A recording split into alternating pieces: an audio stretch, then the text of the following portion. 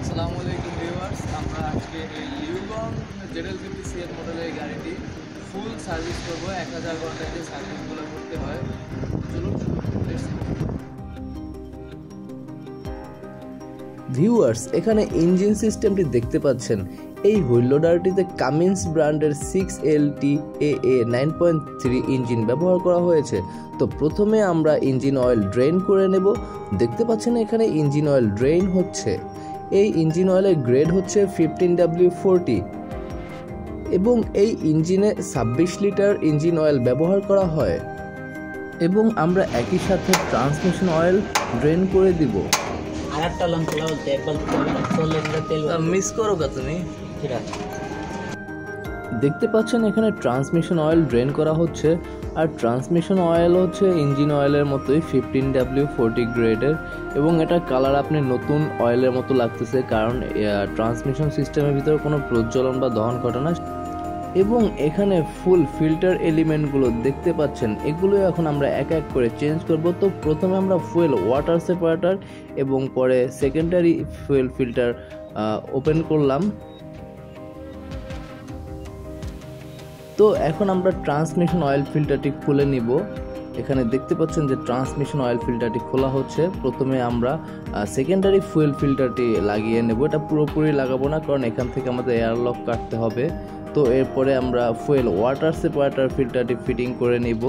দেখতে পাচ্ছেন এখানে গ্লাস ফিল্টার সহ লাগানো হচ্ছে। এটা লাগানোর পর ভালোভাবে টাইট দিতে হবে, যাতে করে কোনো ফুয়েল এখান থেকে লিক না করে, এবং ফুয়েল লিক করলে এখান থেকে এয়ারলক হবে। তো এই ফিল্টারটি ভালোভাবে লাগিয়ে নেওয়ার পর আমরা এসি পাম্প করে ফুয়েল ট্যাঙ্ক থেকে ফুয়েল ফিল্টারে নিয়ে আসব। এখানে দেখতে পাচ্ছেন যে ফুয়েল ফিল্টারের ভিতর ফিলিং হয়ে যাচ্ছে এসি পাম্প করার ফলে। যেহেতু ইঞ্জিনের ডান পাশের ফিল্টারগুলো চেঞ্জ করা হয়ে গেছে, এখন আমরা বাম পাশের ফিল্টারগুলো চেঞ্জ করব। প্রথমে ইঞ্জিন অয়েল ফিল্টারটি খুলে নেব, তারপরে কুলেন্ট ওয়াটার ফিল্টার যেটা রয়েছে সেটা খুলব। তো এখানে এখন দেখতে পাচ্ছেন যে ইঞ্জিন অয়েল খোলার পরে কুলেন্ট ওয়াটার ফিল্টারটিও খোলা হয়ে গেল। তো কাজের সুবিধার জন্য আমরা প্রথমে ছোট যে কুলেন্ট ফিল্টারটি রয়েছে সেই কুলেন্ট ওয়াটার ফিল্টারটি ফিটিং করে নিব। এখানে দেখতে পাচ্ছেন কুলেন্ট ওয়াটার ফিল্টার ফিটিং করা হচ্ছে। তারপরে আমরা যে বড় ইঞ্জিন অয়েল ফিল্টারটি রয়েছে, এই ইঞ্জিন অয়েল ফিল্টারটি এখন ফিটিং করা হচ্ছে। এখানে দেখতে পাচ্ছেন যে ইঞ্জিন অয়েল ফিলিং করা হচ্ছে। এরপরে আমরা হাইড্রোলিক সেকশনের যে ফিল্টারগুলো রয়েছে সেগুলো চেঞ্জ করব। তো প্রথমে আমরা পাইলট ফিল্টারটি চেঞ্জ করব। এটাকে অনেকে বেবি ফিল্টার বলে থাকে। তো প্রথমে আমরা এই ফিল্টারটি ফিটিং করে নিব।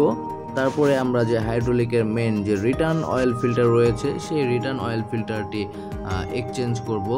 তো দেখতে পাচ্ছেন যে লম্বা এবং গোলাকার বড় একটি ফিল্টার, এই হচ্ছে রিটার্ন অয়েল হাইড্রোলিক ফিল্টার, এটা নতুন লাগানো হচ্ছে। এখন আমরা সর্বশেষ এয়ার ফিল্টারটি চেঞ্জ করব। এখানে পুরানো ফিল্টারটি খুলে ফেলে দিলাম। নতুন ফিল্টার লাগানোর আগে অবশ্যই এর ভিতরটা ভালোভাবে পরিষ্কার করে নিতে হবে। প্রথমে ইনার, পরে আমরা আউটার ফিল্টারটি ফিটিং করে নিলাম। তো এখন আমরা ইঞ্জিন স্টার্ট করব। স্টার্ট করে কিছুক্ষণ রেখে তারপর আমরা লোড টেস্টে যাব।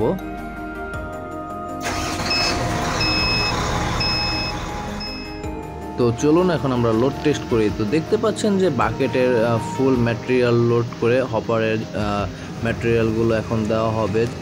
তো লিউগং ZL50CN মডেলের হুইল লোডারটির 1000 আওয়ার পরে যে মেনটেনেন্স করা হয়, যে ফিল্টার এলিমেন্টগুলো চেঞ্জ করা হয় সেগুলো আমরা চেঞ্জ করলাম, আপনারা দেখলেন। এবং কারো কোনো প্রশ্ন থাকলে অবশ্যই কমেন্ট করবেন। ধন্যবাদ।